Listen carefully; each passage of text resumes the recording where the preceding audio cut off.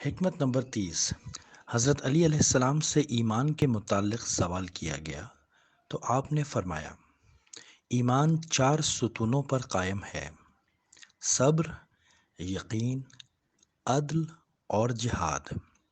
پھر عدل کی 4 شاخیں ہیں: اشتیاق، خوف، دنیا سے بے اعتنائی اور انتظار۔ اس لیے کہ جو جنت کا مشتاق ہوگا وہ خواہشوں کو بھلا دے گا، اور جو دوزخ سے خوف کھائے گا وہ محرمات سے کنارہ کشی کرے گا، وہ مصیبتوں کو سہل سمجھے گا۔ حکمت نمبر 30، صفحہ 2۔ اور جسے موت کا انتظار ہوگا وہ نیک کاموں میں جلدی کرے گا۔ اور یقین کی بھی 4 شاخیں ہیں: روشن نگاہی، حقیقت رسی، عبرت اندوزی اور اگلوں کا طور طریقہ۔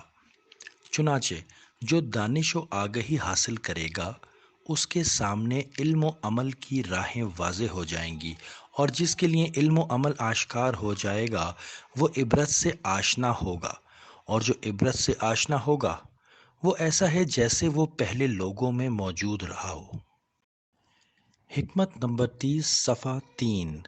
اور عدل کی بھی 4 شاخیں ہیں: تہوں تک پہنچنے والی فکر، علمی گہرائی، فیصلے کی خوبی اور عقل کی پائیداری۔ چنانچہ جس نے غور و فکر کیا وہ علم کی گہرائیوں سے آشنا ہوا، اور جو علم کی گہرائیوں میں اترا وہ فیصلے کے سرچشموں سے سیراب ہو کر پلٹا، اور جس نے حلم و بردباری اختیار کی اس نے اپنے معاملات میں کوئی کمی نہیں کی اور لوگوں میں نیک نام رہ کر زندگی بسر کی۔ حکمت نمبر 30، صفحہ نمبر 4۔ اور جہاد کی بھی 4 شاخیں ہیں: امر بالمعروف، نہی عن المنکر، تمام موقعوں پر راست گفتاری اور بد کرداروں سے نفرت۔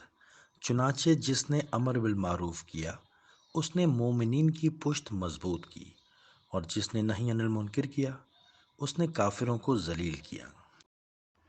حکمت نمبر 30، صفحہ نمبر 5۔ اور جس نے تمام موقعوں پر سچ بولا اس نے اپنا فرض ادا کر دیا، اور جس نے فاسقوں کو برا سمجھا اور اللہ کے لیے غضبناک ہوا اللہ بھی اس کے لیے دوسروں پر غضبناک ہوگا، اور قیامت کے دن اس کی خوشی کا سامان کرے گا۔ حکمت مکمل۔